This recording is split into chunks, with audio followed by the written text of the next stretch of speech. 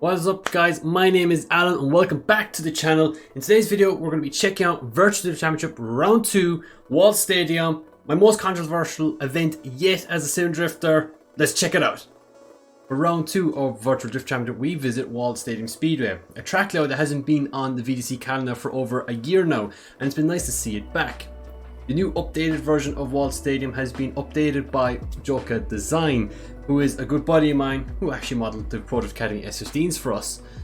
This version of Wall Stadium has an edited bank, which actually has made it easier to complete it. However, this bank is nothing you should be taking lightly of. This bank is super steep and requires a lot of commitment and a lot of risk, really. The wall is also something you should take into consideration. This wall, even in the real world, people are scared of. And well, we're scared of it too, to be quite frank. This wall, touch it and you're basically in it. The jagged edges will catch your rear bumper and send you, well, I suppose, flying. The transitions are snappy and fast, which requires high skill and judgment, and ultimately precision too. Mess up your transition and you hit the lead driver. So with that in mind, let's check out the track layout. Looking at this layout from the top, it is actually very simple. All you've got to do is fulfill the outer zones and that's kind of it. Essentially follow the line. But the judges wanted us to do some particular things which in fact would separate the guys at the very top and the guys from the midfield. So to score high here, you need to obey the judges, obviously. So leaving the start line on the bottom right on their screen here, they wanted us to initiate with a flick initiation. As you can see from the line map, the line going from the middle of the track to the outside of clipping point 1 of the entry point. There's a bit of a decel zone here, however, from my personal experience, due to the angle of the bank, you could actually launch in there quite a bit, and your decel should be quite little. From here, the judges wanted us drivers to be on that wall as early as possible, and knowing this is something I had time and effort into. This bank, as I mentioned earlier, is very difficult, and the wall makes it even harder. If you get too close to the wall, and i.e. touch it, it will send you flying. That's a set of course of physics for you. Fulfill this wall all the way to the end of clipping point 1, where the judges wanted us to leave the wall quickly and use a mid-line off the bank. This was quite tricky because if you stayed on the wall too long, it would mess up clipping point 2 and would mess up clipping point 3 as well. So it was quite important to get this correctly so that you get rewarded the score. Leaving the bank and taking that midline through 2 meant you had a lot more room into clipping point 3, which meant that you could actually decel after the transition, which is what the judges wanted. If you take it too wide of a line after clipping point 1, it would narrow down your transition from 2 to 3, which would mean having to potentially decel before the transition, which is what the judges did not want. With that in mind, this midline through 2 actually helped a lot, especially in battles, knowing that if the lead driver did take a midline, you kind of already knew what they're going to do heading into clipping point 3, which made the battles a lot more interesting and a lot closer for the spectators and viewers online. From clipping point 3, we were asked to use the white line as the perimeter of the track, fulfilling it as much as we can. A wheel over this would deduct between 1 to 3 points from our qualifying score, of course depending on how many wheels put over and how long we were over that white line for. So it was important to make sure that we weren't over the white line, but we were just on it enough to be able to get rewarded points. They wanted us to fulfill the angle that we transitioned through into clip 3 all the way to the end of that clipping point, which is at the very end of inner bank. They wanted us to maintain our angle all the way through clip 4 and then transition with a midline into clipping point 5. There was a decel point here, clipping point 5, but from my personal experience, you could use the angle and acceleration inertia to be able to slow the car down. And a lot of people were doing this too. But it was quite important that you got the midline through the crossover correctly, because if you got too close to the yellow line after that crossover transition, you would essentially have to do a massive decel on the handbrake to get yourself back onto the line. Take a more midline like what's showing on the map here, and it kind of almost set you up perfectly. To get clipping point 6 correctly, you need to get clipping point 5 right, and they wanted us to meet clipping point 6 at the point of clipping point 6, essentially taking a late apex, reach it too early and we weren't going to get the max points. So it was important for us to be able to get clipping point 5 correctly so that once we get to clipping point 6, it was a smooth line, smooth angle all the way to the finish line. And well, if you could do all of that, you were given the 100 points score. So what do we get? So before we jump into qualifying, one of the things I kind of wanted to mention was my mindset when it comes to doing a qualifying run. A lot of things people try to do is they try to do like a, like an 80% run of what they're truly capable of to try and get themselves on the show. Trying to get like 80 points, 85 points, just a banker run. Personally, I try not to do that. For a number of reasons. One being that I find that it's better for me just to drive what I've been doing the whole time. Same practice, try and nail it. What you really want, yes, you want to get into the show, but I think it's also important to make sure your two scores are very close to each other to try and give yourself the best, I suppose, tiebreaker chances you have. Because at the end of the day, if you are scoring 89 points and there's 5 or 6 other guys also on 89 points, if you have two 89s, you're going to be on top of all those guys who scored their highest score was an 89. So that's what I try to do. I try to set the best possible run I can on my first run. And funnily enough, generally my very first run is generally my highest scoring run, which is quite funny actually. But so let's hop in, let's check it out and see how it goes. So as we leave the start line here, the car slides down the bank because it's so steeply banked in New Jersey. But anyway, we'll flick it in, try and get up high in the bank as early as possible. Try and maintain the proximity to the bank on the wall. Come down off the bank into the inner clip. Try not to hit it. Transition could be a little wider here, just a tad wider. I think we're only finding an extra point or two there really to maximise that little area of the outer zone. Transition through the crossover, pretty nice on that outer clip, and then into the final inner clip. Looks pretty smooth, pretty spot on there, and cross line. And that run got us a 95.7, which put us top on the leaderboard, and at the time, and actually to the very, very end. Our second run, we got a 95 even. And yeah, those were the two highest scored runs of the qualifying session, which is, well, for me personally, very important to make sure we have the tiebreaker like I mentioned, but also it just goes to show how much emphasis that we put as the lead run and how going on, replicating that, how important it was down the line. So our first battle, we had Joona Varonen from Finland. He is a Finnish drifter, obviously. He's from Finland, so he must be Finnish, right? In his BMW, I believe it's an M5, the new F82 5 Series maybe, or something like that.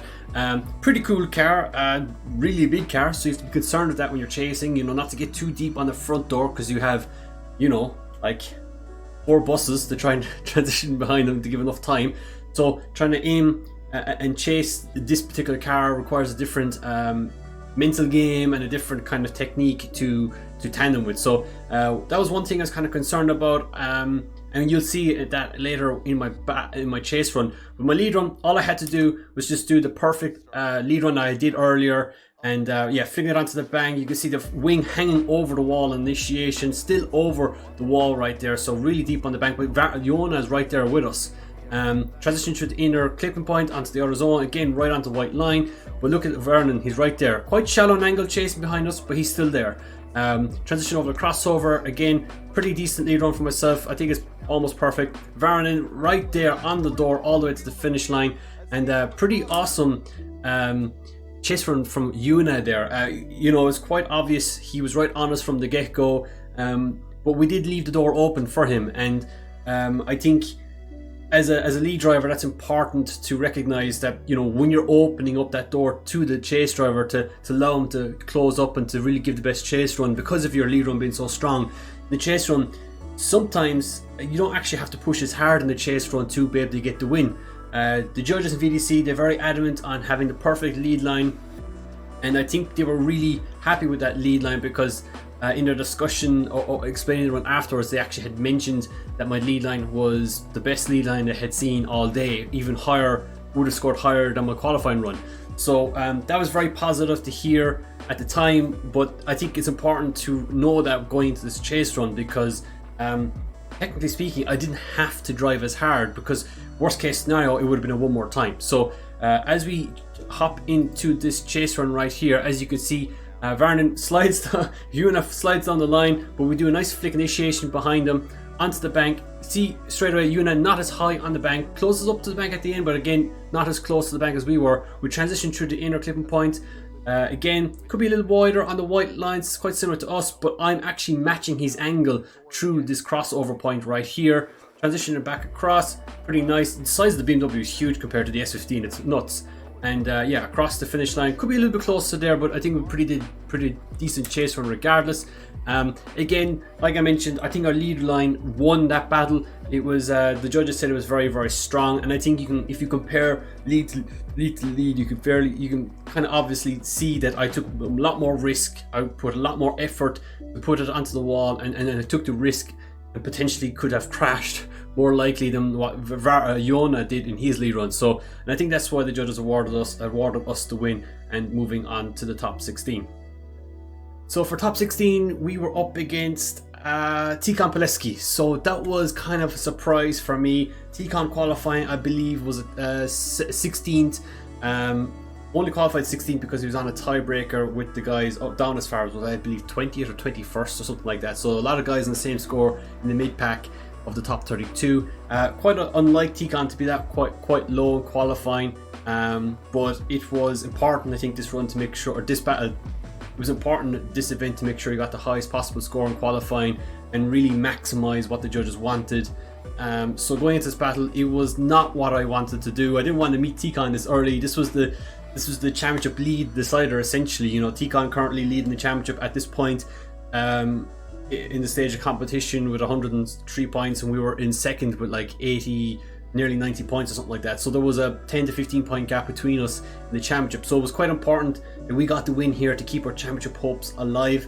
Again, it's quite early on in the season, but we didn't want to meet Tikhon at this point. But look, worlds collide, and here we are. We're battling Tikhon. So leaving the start line, again, mindset the same. Do the same perfect lead run that we were trying to do, set 95 point lead runs. Again, look at that, right wing over the wall again, but look at Tikhon, he's all over us, pushes her across the track. He actually gave us a bit of a contact before the transition, but it didn't really affect me too much. Again, here we are putting a wheel on the white line, almost perfect. Tikhon pushing us, marking the stride, the driver's side door, transitioning into the last outer clip, into the final inner clip. Amazing chase run from Tikhon, but I think the judges were really rewarding that chase run due to the fact of the lead run that we had. We had a super good lead run, and it provided Tikhon all the opportunity to really attack at the door and to match the best, match my angle and everything like that. You know, so that's something I think people kind of miss sometimes, is that, you know, I put so much emphasis on the lead line, knowing that the chase driver is going to be all over me. And I think in this particular run, it was quite adamant that Tikhon had an amazing chase run. You know, I had to put out of the bag for the second run here to try and get the best possible chase run here against Tikhon to ensure we have any hope of maybe even pulling a one more time out of this. So here we go, leaving the start line again. I'm to chase in Tikhon. Tikhon's going to do a nice little flick here into initiation, but we're going to be right on his bumper and onto his door, carrying even a little bit more angle than him. He's not as high on the wall as we were, but we transitioned through the inner bank. I'm a little bit closer on the inner clip there, transition onto the door. Tikhon again, wheel on the white line like he should be doing. We push onto the door. I kind of start to back off to give a bit of room on the transition, and there's a slight bit of contact there, and he runs away about here. He shallows up his angle. Look how little angle he's carrying through the inner clipping point. And I kind of want to point this out because I think this is why the judges went one more time with this run, because if you look at this point of when we get into the outer clipping point zone, which is right here, I kind of get back onto his door again, expecting to him carry the same amount of angle that I did in my lead run, right? Because at the end of the day, you know, we're expected to do 100 point lead runs, and it looked like at this point that Tikhon tried to, or not tried to, but maybe made a little mistake that essentially forced him to run really low angle across the inner clipping point. And you can see it right here. He's on very little angle compared to what he should have been. So I think that's what the judges were looking at the most. I did tap him on the transition. You don't really see it in the live stream. What you see is me dropping back, and that is due to the contact that we had on the transition. I don't think the contact was a negative in any negative way, other than it was probably more negative on my side due to the fact that I lost proximity. But Tikhon had a weird line going through the outer zone, which meant that he had to shallow up his angle to get back into the inner clipping point, and I wasn't expecting that. I was expecting him to carry more angle, and I think that's what caused the gap, was that he was on lesser of an angle compared to my amount of angle that I had in the chase run. He pulled a bit of a gap there. So after seeing that, I felt you know what, I think, yes, I did tap him. Didn't really affect him that much. He did pull a big gap. Kind of tried to get away a small bit by the end of it. I didn't feel that we had done enough to win it. I don't think we deserved to win it. I think if we got one more time out of it, we would have been really lucky. But I had accepted that I was being given to T-Con, to be honest, at that point. And that was a bit disappointing to kind of cross the line and know that you've lost it due to a little mistake you made in the transition, when it would have been a one more time otherwise. You know, if we nailed the transition behind him and we're on his door to the very end, it would have been a one more time, most likely, for sure. But what the end result was that the judges weren't very impressed with T-Con's exit out of the course due to the lack of angle at inner clipping point. They felt that he was trying to get away, and due to that, we ended up going one more time. So if we switch it back over to our lead run, we're already mid lead here, flicking in onto the bank again, up on high onto the wall. Again, T-Con's right there with us again. Freaking awesome chase run from him. Flick it down into the inner clipping point, transition back across, wheel on the white line again for me, but T-Con's right there. He's all over us. Really close. Look at him pushing on the door. Transitions behind us again. Fantastic chase line here from T-Con, but we're doing the best lead that we've done all day, and T-Con's right there with us across the line. Fantastic chase from T-Con, but I think we did a great lead as well. Flipping it back around, T-Con up high on the bank, running door to door, coming down off the bank here, again right with T-Con, a bit closer on the transition. Now he actually drops a wheel here. He drops a wheel right there. You can actually see he drops a wheel over the white line, leaving the inner bank, and transition back into the outer clip point here, door on door. I'm actually trying to push him as much as I can across the line, and what a battle. I think that was one of my all-time favorite battles with T-Con ever. Generally with me, 90% of the time it's me crashing into T-Con, and the other 10% of the time we have awesome battles, and that was one time we had that 10% awesome battle. So yeah, great battle with T-Con. We ended up getting the win. I think looking back on it, he could have gone one more time again. I think that would have been a very, very fair call and understandable call. The judges ended up giving it to us due to our lead line being just a tiny bit better. He also dropped wheels in his lead line. He dropped wheels over the white line on the inner bank. He dropped it on the way into the bank. He dropped it on the way out of the bank. And I think that was probably the game changer for that battle. That would have gone one more time again, I would suspect. He does have a bit more aggression in the chase, but I don't think it really warrants enough, considering our lead line was so strong for him to be able to do that. So we end up going on to the top 8 versus Pontus Jakobsen. So next up we had Pontus Jakobsen in his RX-7, FD RX-7 rotary power Rotang Glen. And yeah, Pontus is a great friend of mine. We've driven a lot over the years. I remember battling him for many times. We had an occasion, I think was it in season 3 of VDC, when we won, or sorry, the first season I did of VDC, which was season 3, yes. We ended up meeting in the finals here at Wall Stadium, and I ended up taking the win. So I was on, fairly high hopes. I knew we had beaten Pontus before. We've done it a couple of times before, and I knew my lead line was better than his lead. We had qualified first. We were leading the battle, so we had the control of the battle. So that's all I need to do is do my perfect lead line here for the first run. And as you can see, as we flick in here, Pontus does a straight line entry, but kind of a bit low on the bank, but gets nice onto the door by the end of it right here. Transitions through the inner bank. He's super quick there, so able to maintain the proximity through it. And as you can see, I do a massive flick, and basically what happened was my computer or something like spiked and lagged, which meant that I over rotated, and it was super frustrating at the time. I remember having to deal with that, and I was like, oh man, and it was lucky that we managed to keep the car on the track, but at the time it looked like as if I should have spun really, but managed to save it, pull it out of the bag, and Pontus did a great job avoiding it and pushed us across the finish line. So at that point, I wasn't really sure if the judges noticed it. I watched it back on the stream before our second run, and I felt that we might get away with this. I knew we had the lead line pretty much nailed the whole run, so again, I wasn't sure, should we drive super hard or should we be okay.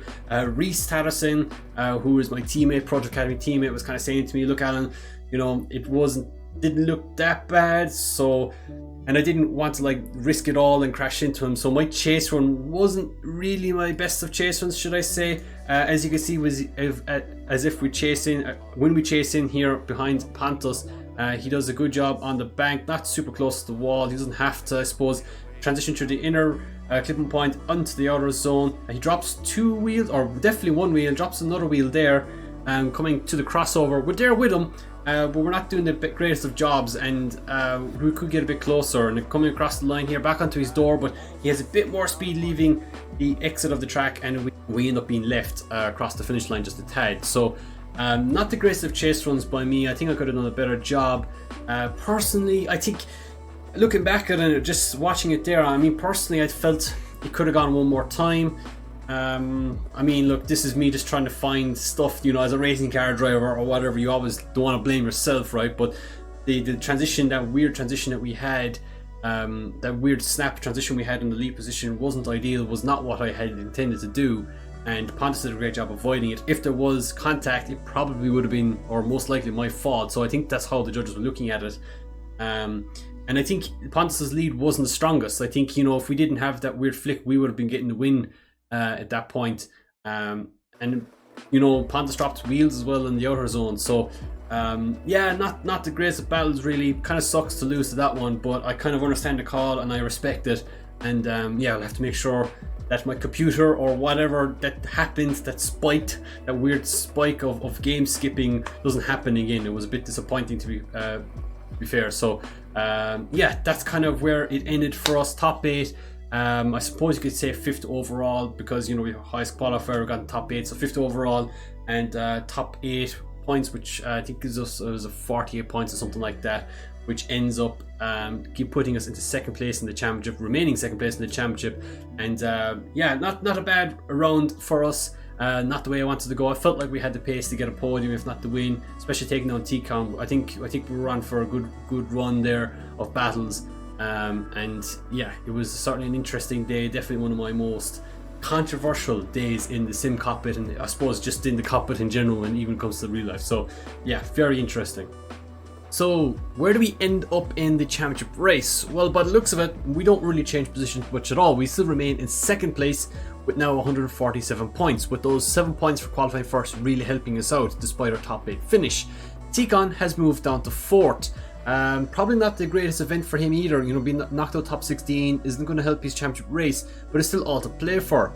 Teammate Reese Tatterson has now moved up to 1st. Those 2 podiums for round 1 and round 2 really standing to him. And with Alexander Elements win, he's now up to 3rd. So yeah, all to play for. Victor Alves is still within the shout. He's in 5th, and even Rookie of the Year, or leading the Rookie Championship, is Zach O'Sullivan, my good buddy Zach. So yeah, it's still all to play for. Not much points there between 1st to even 6th. With 1 win could, you know, bring someone else back into contention. And with, you know, 6 rounds remaining, it's still all to play for. So really exciting times for the remainder of the VDC season. Virtual Championship will be back in January 9th. To be confirmed, the track layout or where we're going with that one, but that will be confirmed next week, well, the week after this video is uploaded. So yeah, very, very exciting times, and really looking forward to the remaining rounds of this season. So that is it for Virtual Championship. I want to thank personally everyone for the support this year. This will be my last video uploaded to the channel for 2020, this crazy year that we've been having. We've nearly hit 2,000 subs on YouTube. We nearly hit 1,000 followers on Twitch. We broke 4,000 followers on Instagram a couple of months back. And yeah, it's been really amazing support we've been getting here on the channel. 2021 is going to be crazy for us, obviously pending what is this whole pandemic that we've been having, but the real life scene, yeah, it's really exciting for the real car that we may or may not be currently building, and also for the current VDC and other esports championships that we're competing in with Reese and I, who has with Reese, who's joined us this season. So very exciting times ahead, and I'm really looking forward to sharing with you all very soon. So with that, thank you all so much for watching, and I'll talk to you soon. Cheers, goodbye.